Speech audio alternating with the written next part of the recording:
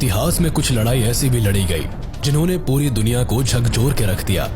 और world war 1 ऐसी जंग थी जिसमें यूरोप समेत एशिया और अमेरिका ने भी भाग लिया। इस वॉर को लड़ने के पीछे कई कारण थे, लेकिन इसका सबसे बड़ा कारण एक गोली बनी। वो गोली जिसने ऑस्ट्रो हंगेरियन के होने वाले राजा को हमेशा हमेशा के लिए गहरी नींद में सुला दिया। इस एक गोली ने अपना ऐसा असर दिखाया कि पूरी यूरोप का नक्शा ही बदल गया। लेकिन सोचने वाली बात यह है कि आखिर कैसे एक गोली के चलते पूरी दुनिया इस लड़ाई में शामिल हो गई। At the outbreak of the First World War, the government is worried about sensitive information being leaked to the enemy. Over 13 lakh Indian soldiers served overseas for the British during the First World War. But when the Germans started sinking American ships and American merchant seamen's lives were being lost, then that really forced America's hand. Over 9 million soldiers and an unknown number of civilians lost their lives. Empires crumbled, revolution engulfed Russia, and America rose to become a dominant world power. World war 1 को हम European war और great war जैसे नामों से भी जानते हैं। इस वॉर में मास डिस्ट्रक्शन को देखते हुए इसे ये सारे नाम दिए गए। वर्ल्ड वॉर 1 से पहले भी दुनिया में कई लड़ाइयां हुई थी, लेकिन इससे पहले कभी इतने बड़े लेवल पर करोड़ों लोगों की जान नहीं गई थी। ऐसा पहली बार हुआ था जब करोड़ों लोग बेघर हो गए और बड़े से बड़े देश टूट गए थे।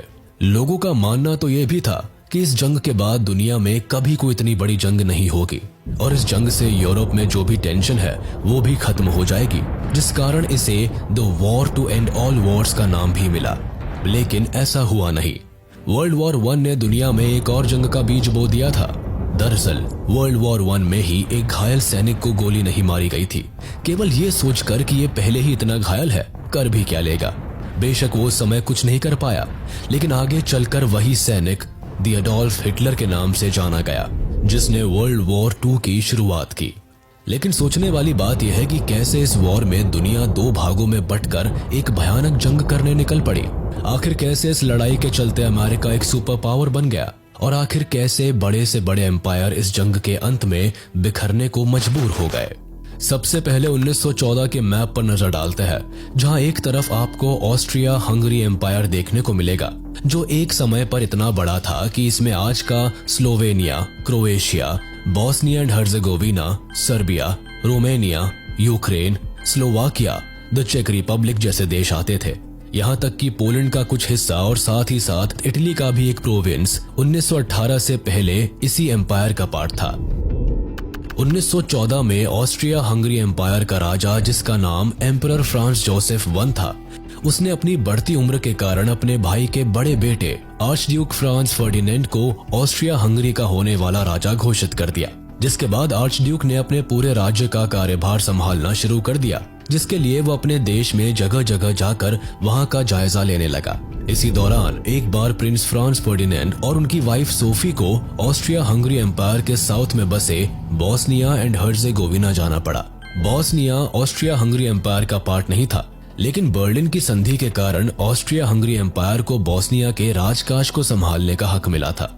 ऑस्ट्रिया हंगरी ने इस हक का फायदा उठाया और पूरे बोस्निया एंड हर्जेगोविना को अक्टूबर 1908 में एनेक्स कर लिया। इस जबरदस्ती के राज से बोस्निया के लोगों में काफी गुस्सा था। साथ ही ऑस्ट्रिया हंगरी एम्पायर के उत्तर में बसे सर्बिया कंट्री को भी बोस्निया के एनेक्सेशन से एतराज था, क्योंकि बोस्निया और सर्बिया दोनों ही राज्यों में स्लेविक लोग रहते थे। इसलिए बोस्निया पर ऑस्ट्रिया हंगरी के कब्जे से सर्बिया खुश नहीं था। एनेक्सेशन के बाद से ही बोस्निया में तरह तरह के रेवोल्यूशनरी ग्रुप्स बनने लगे थे। इन ग्रुप्स में से ही एक ग्रुप यंग बोस्निया भी था। इस ग्रुप को ब्लैक हैंड के नाम से भी जाना जाता था, जो अपनी आजादी की डिमांड करते थे। अब जैसे ही इस ग्रुप को अंदाजा हुआ कि प्रिंस फ्रांस फर्डिनेंड बोस्निया के दौरे पर आने वाले हैं, उन्होंने प्रिंस को जान से मारने का प्लान बना लिया। प्रिंस जब बोस्निया गए तो रास्ते में उसी ब्लैक हैंड ग्रुप के 19 साल के मेंबर गैवरिलो प्रिंसिप ने प्रिंस फ्रांस फर्डिनेंड और उनकी वाइफ सोफी पर गोली चला दी। जून 28, 1914 को 11:15 पर बोस्निया में ऑस्ट्रिया हंगरी के होने वाले राजा और उनकी वाइफ को सबके सामने मार दिया गया, वो भी एक 19 साल के लड़के के द्वारा, जिसका साथ सर्बिया ने दिया था।